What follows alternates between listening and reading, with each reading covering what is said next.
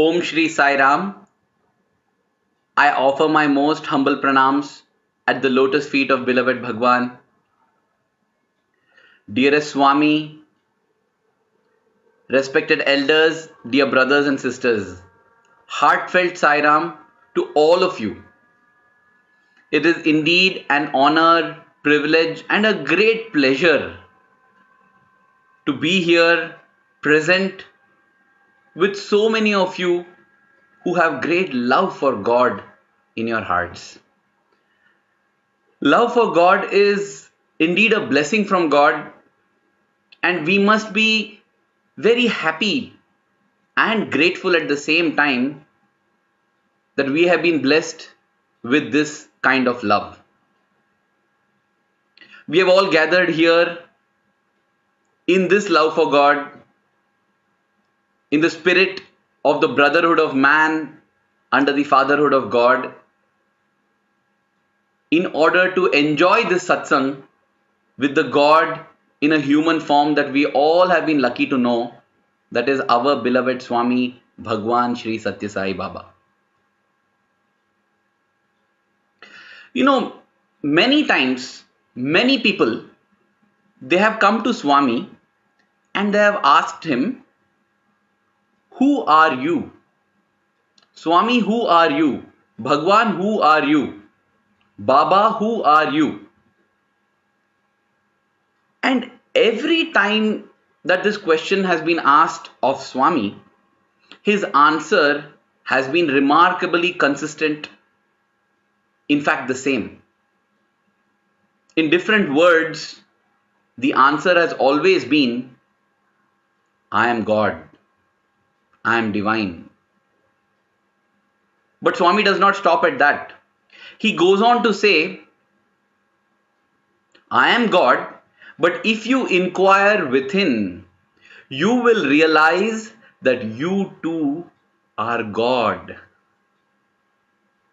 Most of us remember only the first statement and forget the second statement.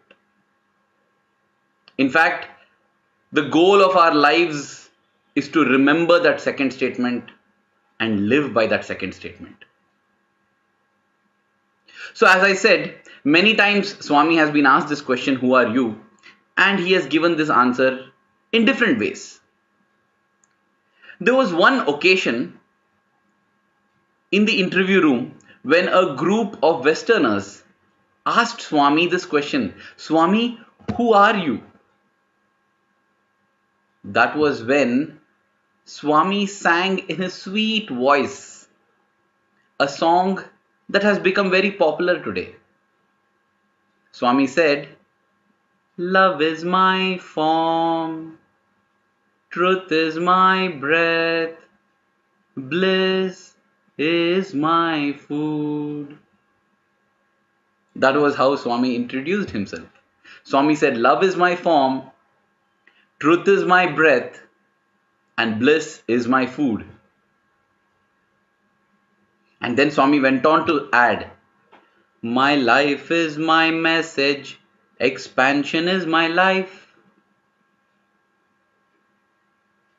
The theme of our conference is my life is my message, expansion is my life.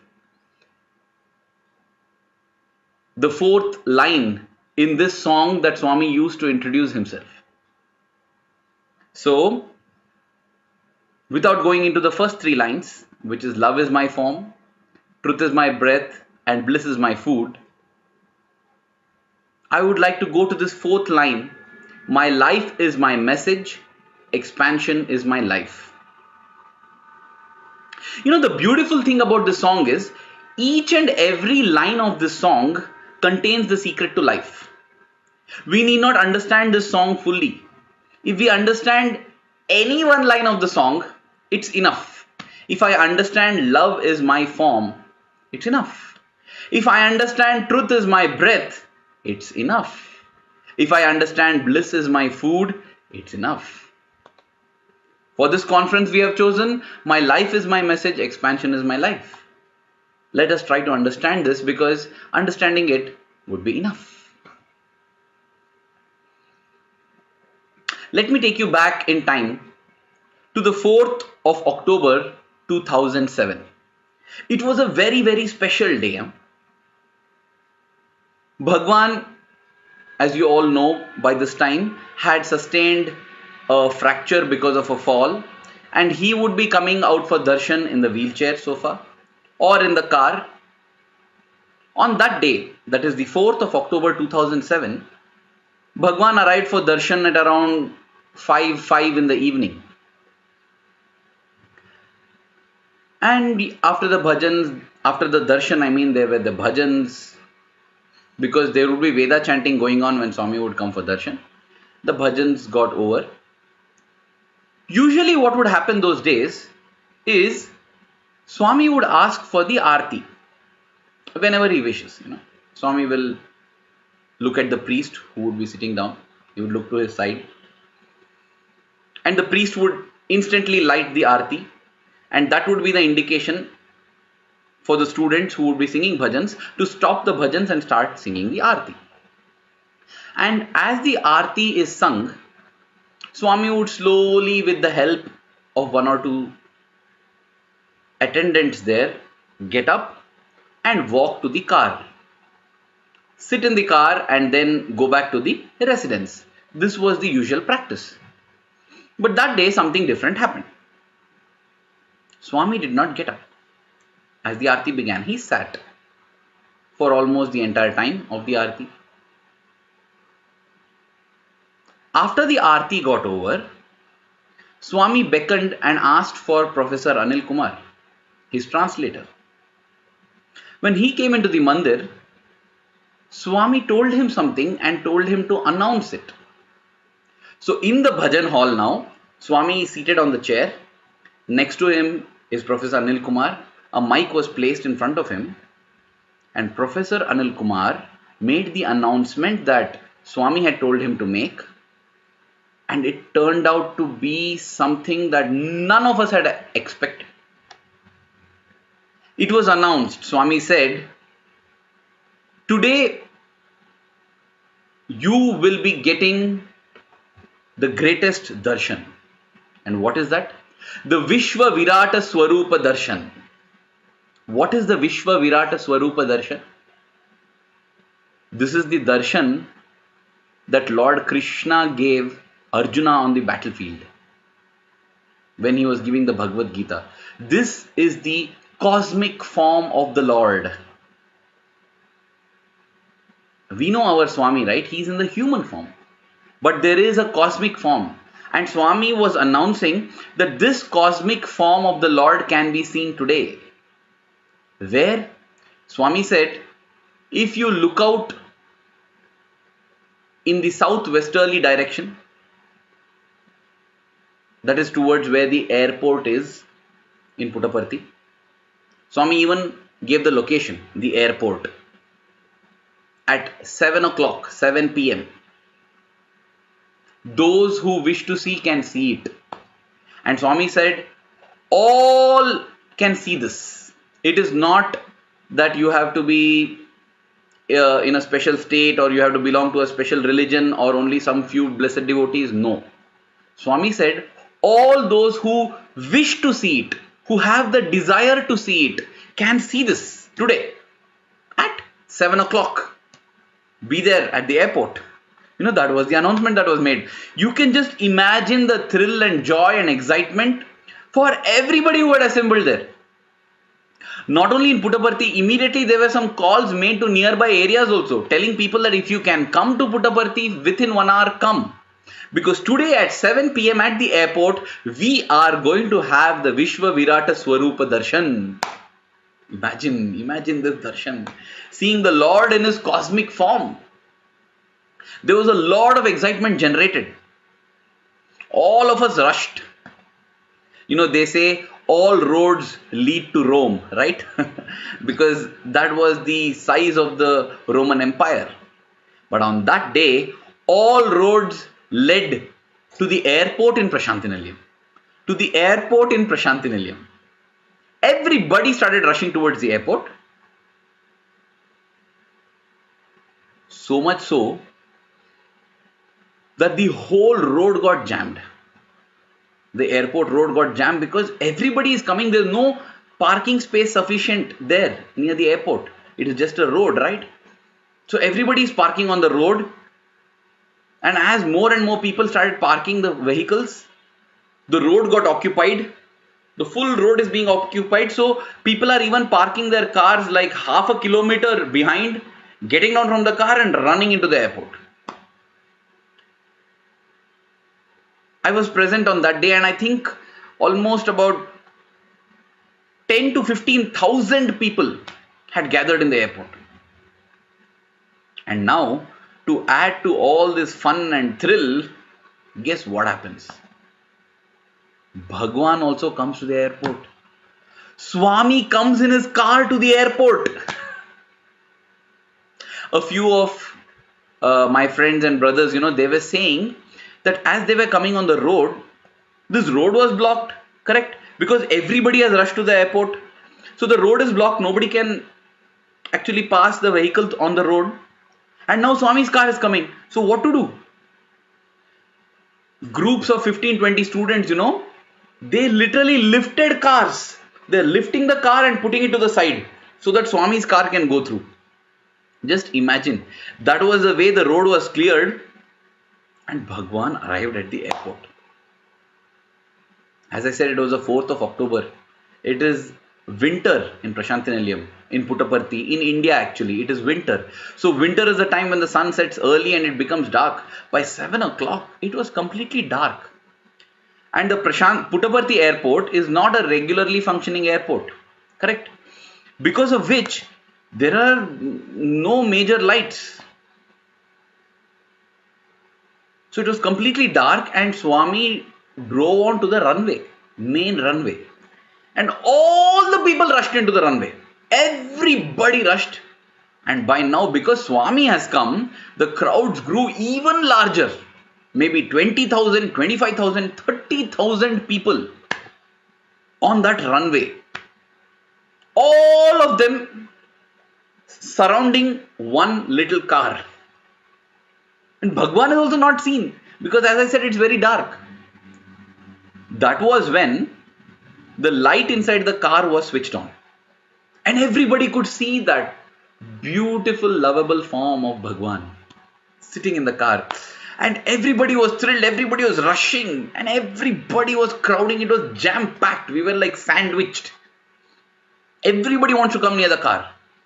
And when I say everybody, it's not hundreds, it is thousands. 20 to 30,000 people. And this was not Sai Kulwanthal, this was not an orderly darshan session. So discipline was gone, there was nothing.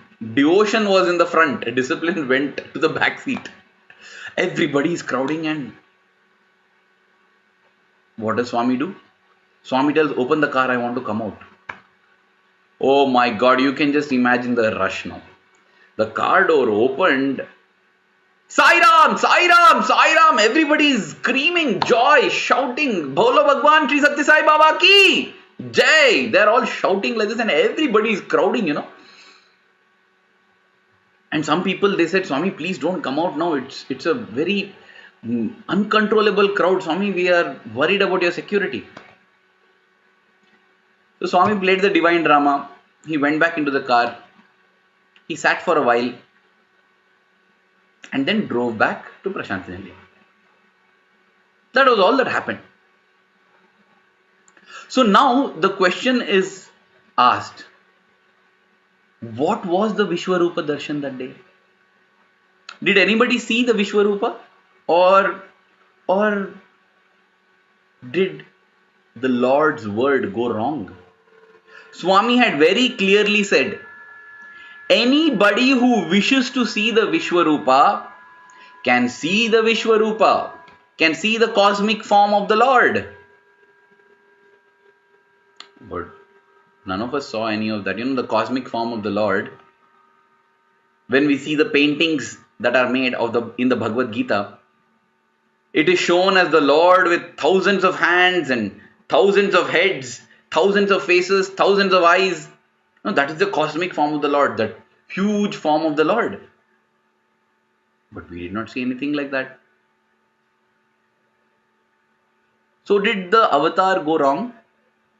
No. The Lord can never be wrong. because it is not as if Swami speaks the truth, Swami does righteous acts. Whatever Swami speaks is the truth. And whatever action he does is righteous. That is the definition of righteousness. Which means when Swami said, all those who wish to see can see, that is not wrong. That is the right thing. Then why did we not see? Because Swami had said, those who wish to see can see. Maybe we didn't wish to see. What do I mean by we didn't wish to see? What is the Vishwarupa of the Lord? Swami himself has explained this multiple times. In fact, let me take you to the 5th of July 2001, the Guru Purnima Day discourse. In that, Swami clearly said that the cosmic form of the Lord is described as Sahasra Shirusha Purushaha Sahasraksha Sahasrapat, meaning the form of the Lord has 1,000 heads, 1,000 hands, thousands of eyes. And then Swami in that discourse asked, do you think God is a very funny looking creature with thousands of heads and thousands of eyes? Swami said, no, you have to understand the context. In the Vedic times, when this Purusha Suktam was seen by the great seers of Bharat, Swami said in societies of those times, there were only about 1,000 people. And so, the mantra is Sahasra Shirusha Purushaha Sahasraksha Sahasrapat. All the 1,000 heads that you see around are the heads of God. Or all the thousands of hands that you see around are the hands of God. All the 1,000 legs and 1,000 eyes that you see around are the eyes and legs of God. In short, everyone is God. And if you are able to see God in everyone, that is the Vishwarupa Darshan. That is the glimpse that Lord Krishna gave Arjuna on the battlefield. It is not as if he became that form with 1,000 heads. That is the way artists depict it. Many times Swami would say that, speaking about one of the foremost painters in India, who went by the name Raja Ravi Varma. Swami would say, all these forms, Vishwavirata, Swarupa, all this are Ravi Varma paintings. Because that is not how it is. That is not the reality. The reality is, what did Arjuna see that day? Arjuna saw the Lord in everything. In every person on the battlefield, in every soldier, in every horse, in every elephant, in every tree, in every particle of sand. Because Arjuna had the fear. He had the sorrow. And he told Krishna, Krishna, how can I kill my own relatives? How can I kill my guru? How can I kill my uncles? How can I kill my brothers? And Krishna told him, you fool, who is killing whom? It is all a divine play and everything is divine. And that is when he gave him that vision, when Arjuna could see that everything is God. So then, this Advaita Darshanam, this vision of non-duality, this vision of oneness, that is Vishwarupa. And that is what Swami did on the 4th of October. Swami said those who wish to see can see, because there was the entire samashti, the society. Thousands of people had gathered. 20,000, 30,000 in fact. There were 30,000 hands, 15,000 heads, thousands of ears, thousands of eyes. That is the cosmic form of the Lord. And when Swami says, I am God, and if you inquire, you will find out you are also God. Swami shows that he is able to see this cosmic form of the Lord. We are not able to. Unless we see divinity in ourselves and divinity in everyone around, we can't have the darshan of the cosmic form of the Lord. But Bhagawan was always in this vision. He saw divinity in everyone. That's why he never addressed us as brothers and sisters, children, nothing. He called us embodiments of love. Because there is only love, there is only divinity everywhere, and each and every one of us is an embodiment of that love and divinity.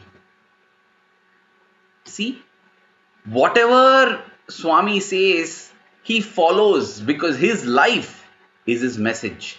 That is the first part of our theme, right? My life is my message. When Swami says, my life is my message, it means Swami's life equal to Swami's message, mathematically. The next line Swami says, expansion is my life. My life is my message, expansion is my life. Expansion is my life, mathematically it means Swami's life is equal to expansion. So, the first equation is, my life is my message. Swami's life is equal to Swami's message. Second line, expansion is my life. Swami's life is equal to expansion. A equal to B, B equal to C, which means A equal to C. Therefore, when we say my life is my message, expansion is my life, it means Swami's message is expansion. Because Swami's message is Swami's life and expansion is Swami's life. So Swami's message is expansion. This line, what we have to learn is expansion. And what is this expansion? Swami would say expansion is expansion love. I have great love for myself. All of us love ourselves the most. That is why we are all selfish. That is why we are all selfish. First, Swami would say, in India, one of the most prestigious positions to hold is to become an IAS officer, meaning a member of the Indian Administrative Services. Swami would say, but IAS means what? I first, A, all others next, S, Sai last. Swami would say, don't become IAS, become SAI. Sai first, all others next, I last. That is expansion love. When I love my family more than I love myself, my love has expanded. When I love my co-workers in office, my family, all my friends, whomever I meet, then again my love has expanded. Can I keep expanding this love to such a limit, to a limitless limit, such that I love everything in the universe? Samasta loka sukhino bhavantu. Let all the beings in all the worlds be happy because I love everyone. That is Swami's message. That is Swami's message. To move from the individual to society, from society to nature, and from nature to God. We all say we love God, but we don't love each other. How can we love God? Swami would say, there is the finger. The finger is part of the palm. The palm is part of the hand. The hand is part of the body. Similarly, Swami would say the finger is the individual, you, me, each one of us. The palm is society, living together. The hand is nature. And the body is God. How can the finger tell that it loves the body if it doesn't take care of the palm? The palm is also part of the body, right? So Swami would say, how can an individual say that I love God but I won't serve society? That is different. I don't believe in serving. I'll just love God. It is wrong love. It is stupid love. It is foolish love. It is like the finger telling I love the body but I don't love the palm. The palm is part of the body. Society is part of God. If I love God, I have to love society. And if I love society, I have to serve society. The individual is part of the society. The society is part of nature. Nature is part of God. So if I love God, I have to love society. I have to love nature. And when I say I love society and I love nature, I have to serve society. I have to serve nature. That is expansion. That is what Swami says when he says expansion is my life. My life also should be expansion. And that is where the Sri Sathya Sai organizations, become very, very helpful and useful. Because here is a group of like-minded individuals. When I say like-minded, it may not mean that we are coming from similar circumstances or similar backgrounds or similar professions. No, all that can be different. When I say like-minded, I mean we are unified in our love for Swami. I may be in any profession, I may be in any country, I may be Spanish speaking, I may be English speaking, I may be Hindi speaking. All that we are different. I may be a man, I may be a woman, I may be a child, I may be an old person. All that is different. But you know what? I love Swami. That is common among all of us.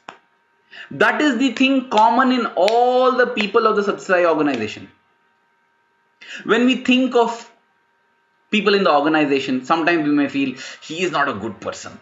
Oh, he's a very jealous person. He plays politics. He does dirty politics. We find faults with everyone. All of us have our faults. But every one of us have love for Swami. That is why we have come to the Sathya Sai organization. Otherwise, I would have gone elsewhere, right? If I only wanted to do politics, if I only wanted to express greed, if I only wanted to be jealous, I could do that anywhere. Why will I come to the Sathya Sai organization to do that? If I have come to the Sathya Sai organization, it is because I love Sathya Sai. Let us never ever forget that.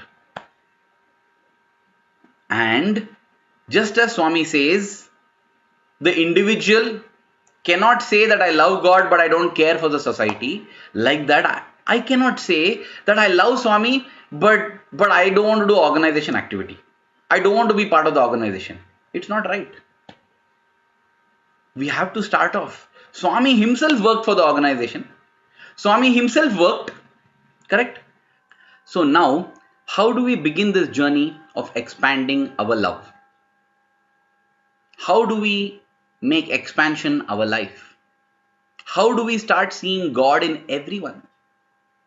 My boss is such a terrible person. Oh my God. When I go, he shouts at me. How can I see Swami in him? Yes, it is not easy to see God in everyone. So to start off with, can we start by seeing God in God? Can I see Swami in Swami? What is Aravind speaking? What is he saying? What does he mean by can I see Swami in Swami? What I mean is, can I see God in Swami? I'm not joking. We say Swami is God. What is our definition of God?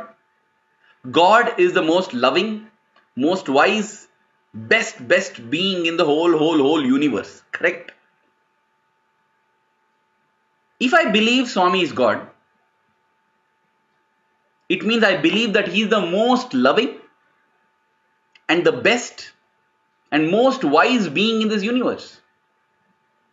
Then, why do I fold my hands and pray, Swami, please let this happen. Swami, please let that happen. Swami, please let me get this job. Swami, please let me marry this person. Swami, please let this happen, let that happen. Why? Do I know better than Swami?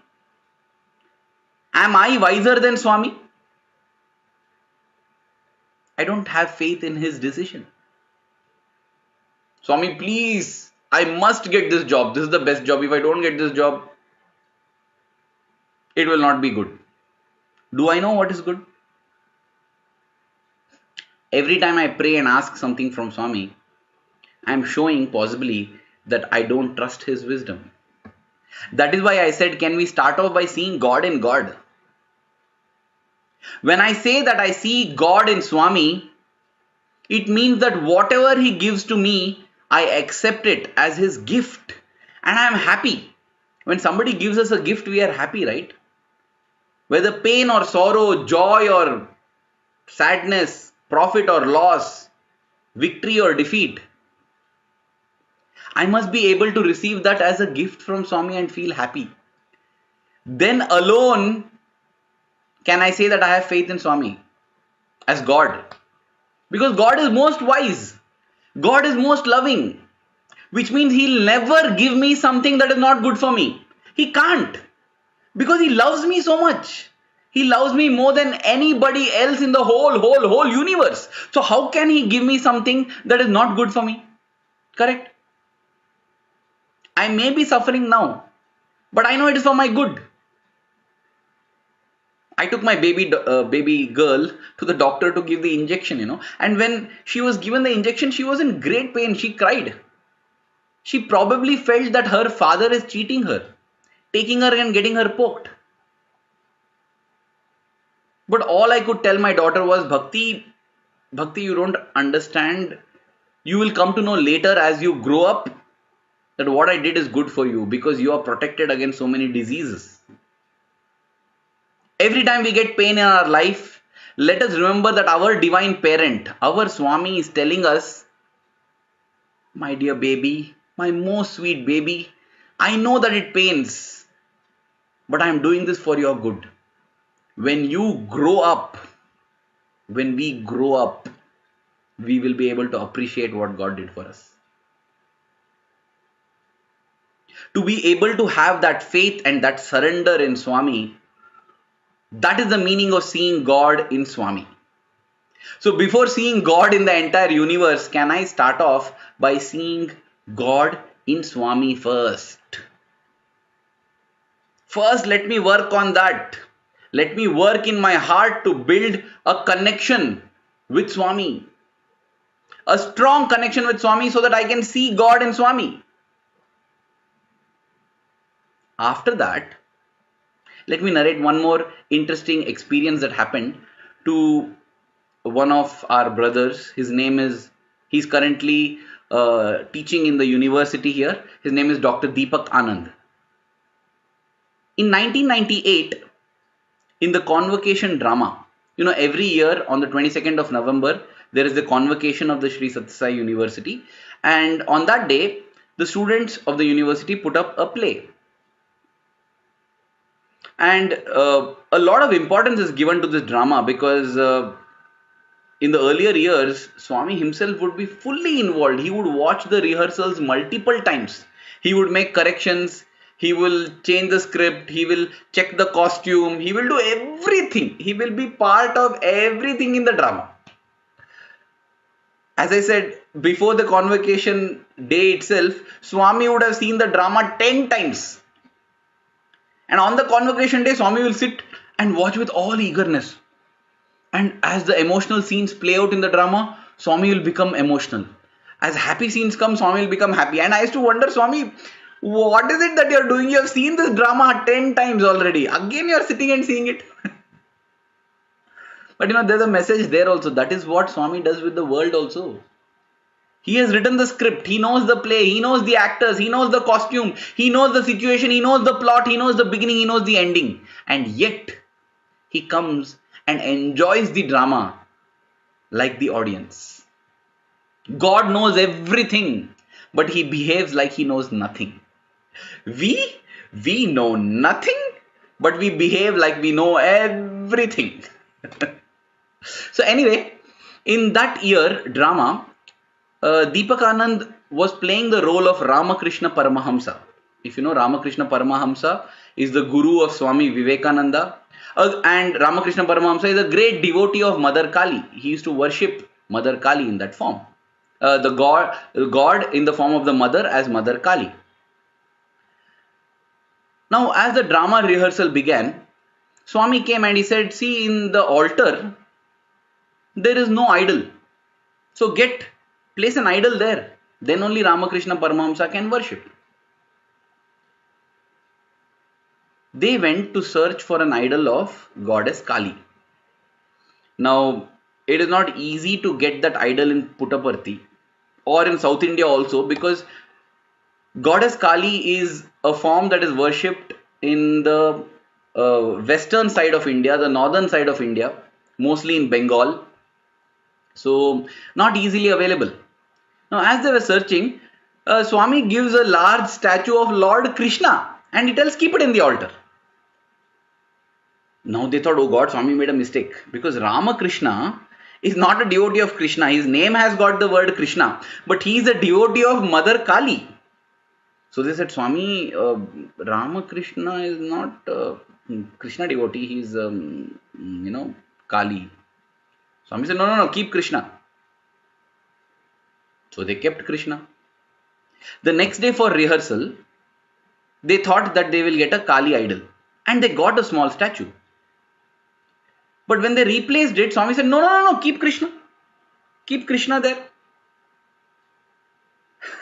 And like Swami, this is factually wrong, because Ramakrishna did not worship Krishna. Ramakrishna worshipped Kali. Swami, no, keep Krishna. And so Krishna idol was kept there. And this went on. They even tried to replace the Krishna idol with a smaller idol, a smaller idol of Krishna only.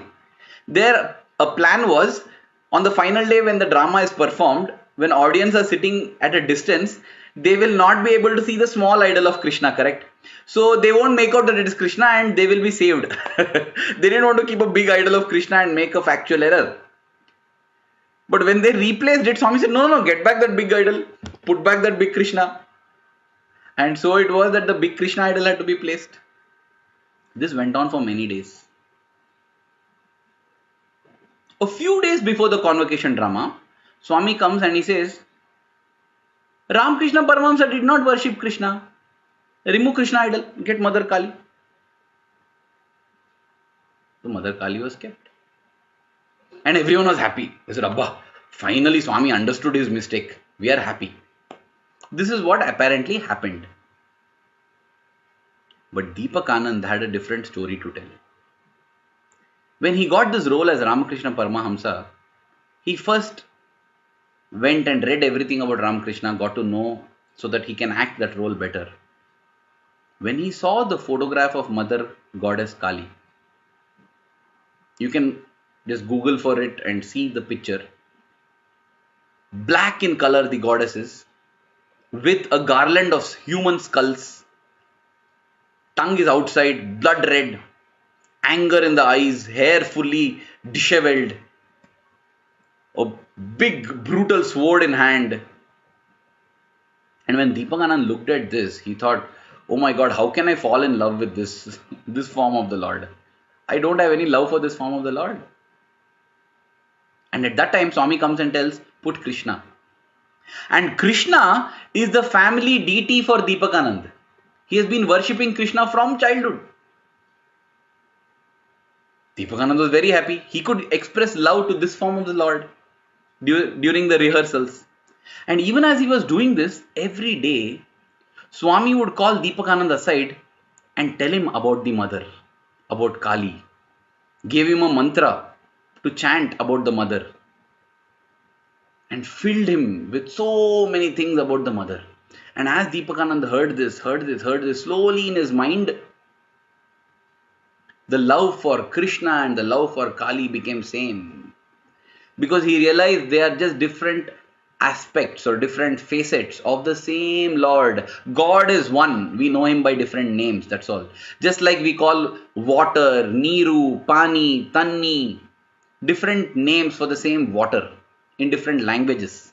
In the same way, we call different names for God, but God is one. God is one. When Deepak Anand realized it, he no longer felt repulsion towards the form of Kali. He felt the same love towards Mother Kali as well. And the moment his heart had changed, Swami said, remove Krishna, bring back Kali. Wow. What a wonderful Lord we have, right? And in this experience, Swami has shown us what to do. First, fall in love with God. Worship whichever form you like, but there has to be God. Develop faith in God, surrender to God. Now imagine if Deepak Anand didn't have this love for Krishna, what could Swami have done? You have to start off, have like that intense love and devotion first. That's why I said the first step to expand, to have expansion love, is to see God in God. Any form. Choose Jesus, choose Rama, choose Krishna, choose Ganesha, choose Swami, choose Shirdi Baba, choose Zoroastra, choose Guru Nanak, choose Buddha, any form you choose. But definitely choose. Pick one form of God and begin to see God in that God. Then we will have love for God. Once we do that, the next step, like how Swami made Deepak Anands do, to see Krishna in Kali, to see Swami in Kali. Now, because I have great love for Swami, I have got great regard for Swami, I have faith in Swami, I surrender to Swami. Swami is the ultimate being in my life. Once I reach that level, then when I see Swami in somebody else, I will be able to get that love. I will be able to see beyond the defects in that person, because my love for God is greater than my hate for the defects. And let's begin with family. Let me see Swami in my mother. Let me see Swami in my father. Let me see Swami in my husband, in my wife, in my child. That is why Swami would start by saying, Matru Devo Bhava, treat the mother as God. Pitru Devo Bhava, treat the father as God. Acharya Devo Bhava, treat your teacher as God. You know, this is the immediate circle that we have. To expand, first after we see Swami in Swami, let us start seeing Swami in our near and dear ones, in our mother, in our father, in our guru, in our guests, in our friends. And then, can we see Swami in a diverse group of people? That is where our organization becomes so helpful for us. It helps us to see Swami in a diverse group of people who have at least something common. It becomes difficult for me to see Swami in a terrorist, possibly. It becomes difficult for me to see Swami in some person who comes and criticizes Swami, possibly. But it is easier to see Swami in a person who has love for Swami at least. He or she may have many defects. Like all of us in the organization, we have our own defects and faults. But all of us have love for Swami. There is no debating that. All of us love Swami in our own way. So in that way, it becomes easier to see Swami in all of us because all of us have love for Swami. So therefore, the organization becomes a very fertile sadhana ground. Can I do this sadhana of seeing my Swami in everybody in the organization? Because if I can't see Swami in everybody in the organization, then I can't see Swami in everybody in the universe, in everything in the universe, not just everybody. I have to see Swami in everything in the universe.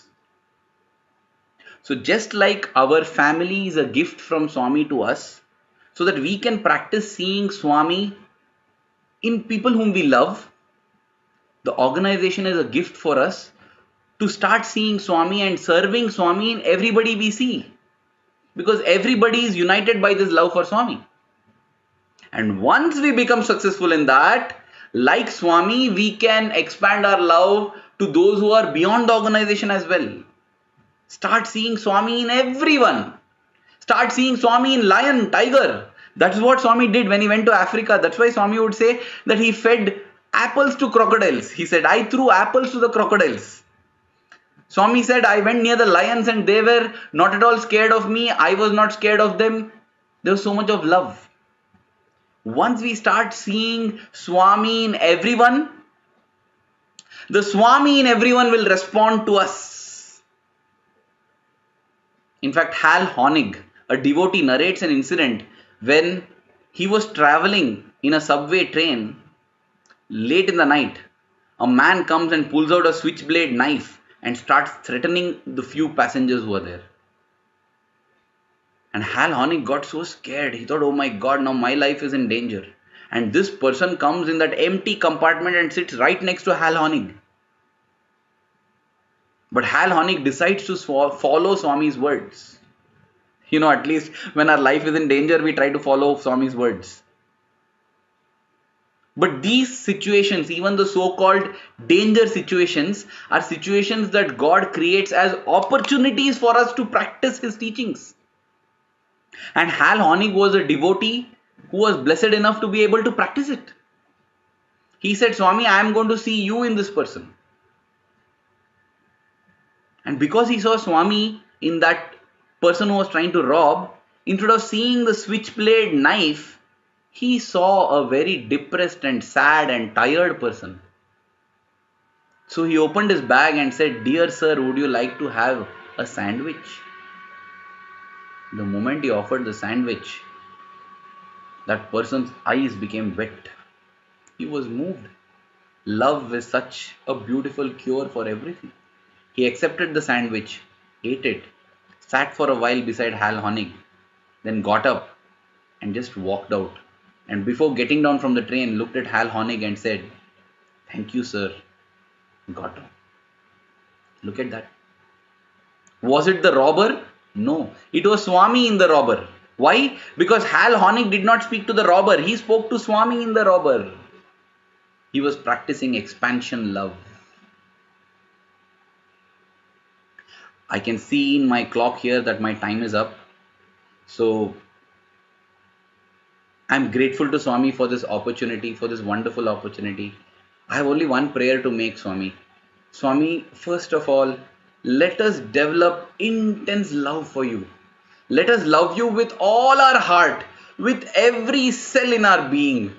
Let us love you more and more every moment, because life is of no use if we don't love you, Swami. Love for you is the greatest blessing that we can have. Love for you is the only meaningful thing in our lives. And once we develop that love, Swami, let us start seeing you in everyone. Like your life became your message, let our life become your message. Just like expansion was your life, let expansion become our life. Let us see you in everyone and let us serve you in everyone. So that one day, Swami, one day we will realize the truth of the statement that you always have said. I am God and you are God. The only difference is I know it, but you don't. Once we start seeing you in everyone, Swami, we will realize our unity with you. Till then, may the love in our hearts grow stronger and stronger every passing moment. Thank you. Jai Sai Ram.